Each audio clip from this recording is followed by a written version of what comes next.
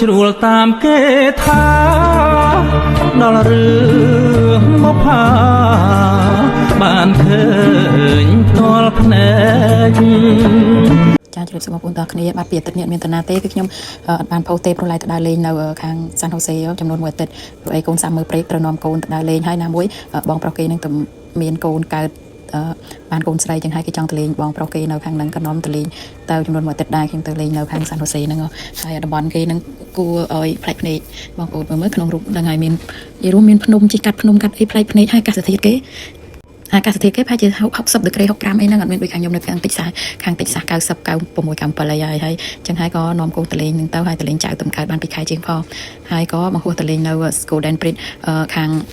San Francisco នឹងទៅប្រជិលទី1ហើយខ្ញុំបានទៅលេងខាងហ្នឹងខ្ញុំធ្លាប់ទៅតែខាង China Town ខាង Cambodia Town អីពេលជា3-4 ឆ្នាំមុនចាដល់ពេលលើកនេះក៏កូនខ្ញុំគេប្រមូលថាទៅលេងបងប្រុសគេទៅមាន baby កើតបាន2ខែជាងអញ្ចឹងក៏នាំកូនទៅលេងទៅហើយនាំគ្នាជាយន្តហោះទៅបងប្អូនពួកខ្ញុំមិនបានបើកឡានទេគឺថាជាយន្តហោះទៅដល់នោះជួលឡានទៅប្តីខ្ញុំក៏អ្នកបើកហើយបន្ទាប់មកខ្ញុំបានទៅលេងនៅ Golden Bridge ហ្នឹងហើយសប្បាយបងប្អូនហើយទេសភាពគេតាមផ្លូវផ្លែកភ្នែកមែនទែនជាលើកទី1ហើយមើលទៅគឺថាស្រស់ស្រាយដូចគំនូអញ្ចឹងប៉ុន្តែគាត់ថាអីនៅហ្នឹងរៀងថ្លៃបន្តិចនៅខាង San Jose នៅអីហ្នឹងហើយជាពិសេសគឺសាំងគេ$5ជាងព្រោះឯខាងខ្ញុំតិចសាសណាគឺថាតែអស់ឲ្យត្រឹម$3ជាងឯខាងតិចសាសនេះតែនៅនោះគេ$5ជាងដែរហើយខ្ញុំបានទៅលេងនៅស្ពានហ្នឹងហើយបន្ទាប់មកថ្ងៃទី2ខ្ញុំបានទៅលេងនៅ Oakland មួយទៀតនៅខាងទៅលេងសួនសត្វតែចាំខ្ញុំផុសវីដេអូបន្តទៀតបងប្អូនគឺថាអូយផ្លែកភ្នែកខ្ញុំបានដើរកាត់ហើយគឺថាមានអារម្មណ៍ស្រស់ស្រាយប៉ុន្តែទៅដល់ស្ពានហ្នឹងបងប្អូនល្ងាវិញនៅខាងគេនោះគឺថាកាសទៀតបើយើងអត់ទៅចិត្តទឹកអត់សូវអីប៉ុន្តែបើយើងទៅចិត្តទឹកគឺថាតិចហើយបើដើរកាត់លើស្ពានហ្នឹងទៀតបងប្អូនល្ងាណាយើងទៅអាវល្ងាដើរពីលើហ្នឹងព្រោះវាខ្យល់ហើយបន្ទាប់ពីខ្ញុំដើរលើស្ពានហ្នឹងខ្ញុំបានឆ្លងវាទេគឺថាខ្ញុំគ្រាន់តែដើរដល់ហួសគល់ស្ពានហ្នឹងតិចដល់ចិត្តពាក់កណ្ដាលដែរហើយខ្ញុំត្រឡប់មកវិញហើយក៏បានចេញមកហើយចុះទៅក្រៅបងប្អូនហើយចុះទៅក្រៅថ្ងៃហ្នឹងប្រហែលជាគេ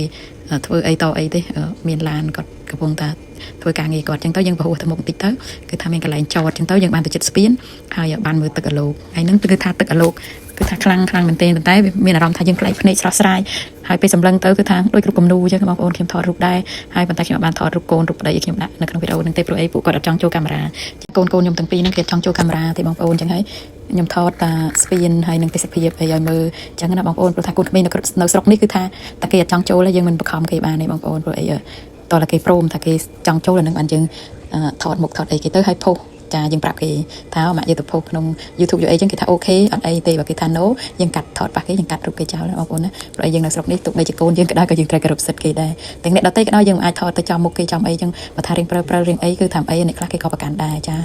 ហើយក៏ផ្លែកភ្នែកបងប្អូនគឺថាបើបានចុះដល់ទឹកខាងក្រោមទេគឺថារឹតតែផ្លែកភ្នែកហើយតិចល្ងាខ្យល់ហើយខ្ញុំបានសពនៅកន្លែងគេលក់វត្ថុអនុស្សាវរីយ៍នឹងដែរបានរូបស្ពានបានអាវឲ្យកូនប្រុសមួយហើយដូចជាបានអីគេទៅ sticker មួយដែរប្តីខ្ញុំទិញហ្នឹងចាហើយគឺថាតិចស្រួលនៅខាងគេខ្យល់ហៀលបើយើងអត់នៅចិត្តទឹកគឺអត់ល្ងាទេគឺថាមកល្មមតែបើយើងនៅចិត្តទឹកចេះគឺថាយើងត្រូវការអាវល្ងាហើយព្រោះអីរៀងតិចវាចំហាយពីទឹកមកហើយខ្យល់ទៀតហើយបើយើងទៅនៅលើស្ពានដូចខែល្ងាអញ្ចឹងបងប្អូនគឺថាតិចខ្យល់តិចហើយខ្លាំងពេលដែលយើងដើរកាត់លើស្ពានហ្នឹងប៉ុន្តែខ្ញុំបានជិះឡានឆ្លងឯងបងប្អូនបានឆ្លងទៅខាងនោះគឺត្រូវធ្វើតែដើរដល់កន្លែងខ្សែបកគោលគេហ្នឹងចានេះខ្សែបកគោលគេហ្នឹងគឺខ្ញុំត្រឡប់មកវិញបងប្អូនព្រោះខ្ញុំយកអាវទៅគឺថាវាបានអាវក្រាស់គឺអាវវាកបួយដែរតែវាមិនមែនសម្រាប់អាវល្ងាសម្រាប់ពាក់ខែដូចថា winter តិចតួចហ្នឹងគឺថា spring អីចឹងចាហើយដល់ពេលហើយក៏ចុះមកវិញក៏ចុះមកក្រោមនេះឯងបងប្អូនមកថតដល់ក្រោមហ្នឹងចាហើយក៏ឈប់ហ្មងក៏ចុះថតទៅតែខាងដល់ក្រោមអត់សូវវាជាអាម៉ានេះវាខ្យល់ដែរតែអត់សូវជាអាម៉ានេះហើយអាកាសធាតុនៅស្រុកគេហ្នឹងខាងសាន់ហូសេកូនខ្ញុំរស់នៅគាត់ប្រុសខ្ញុំរស់នៅហើយនឹងខាងហ្នឹងគឺថាអាកាសធាតុគេគឺថាអត់ដូចតិចសាសខ្ញុំទេតិចសាសខ្ញុំក្តៅជាងគេប្រហែលជា60-70ដឺក្រេខាងតិចសាសខ្ញុំនេះ90ហក់ចង់ចូល100ហើយរៀងក្តៅប៉ុន្តែគាត់ថាតិចសាសខ្ញុំគឺល្អត្រង់កន្លែងសាំងវាអត់ថ្លៃបងប្អូនហើយខាងនោះគឺថាសាំងថ្លៃចាសាំងថ្លៃជាងខ្ញុំ2ដងអីព្រោះខាងខ្ញុំនេះតែ$2ជាងហក់$3ជាងឯនោះគឺថា$5ជាងអីដែរចាហើយខ្ញុំបានទៅមួយកន្លែងទៀតបងប្អូនគឺថាទៅលេងនៅ Oakland ខ្ញុំទៅលេងសួននាំកូនប្រុសទី2របស់ខ្ញុំទៅលេងស៊ូចឹងហើយនាំទៅមកលេងមកកន្លែងទៀតប៉ុន្តែមិនថ្ងៃហ្នឹងថ្ងៃទី2ហើយខ្ញុំក៏បានទៅលេងទៅផ្សារខ្មែរមួយដែរនៅខាងណាទេបងប្អូនខ្ញុំភ្លេចទៅចាំវីដេអូទី2ខ្ញុំប្រាប់ខ្ញុំភ្លេចទៅចាំខ្ញុំរកនឹកសិនខ្ញុំទៅលេងផ្សារខ្មែរហ្នឹងមួយដែរមានលក់យីរុំលក់របស់ខ្មែរយើងច្រើនដែរហើយក៏ចាំខ្ញុំផុសវីដេអូទី2គឺខ្ញុំទៅលេងស៊ូនៅ Oakland ចាបងប្អូនចាអរគុណជំរាបលាបងប្អូនកុំភ្លេចចុច like subscribe ហើយ comment ម្នាក់មួយផងបងប្អូនចាអរគុណជំរាបលាសុខសប្បាយទាំងអស់គ្នា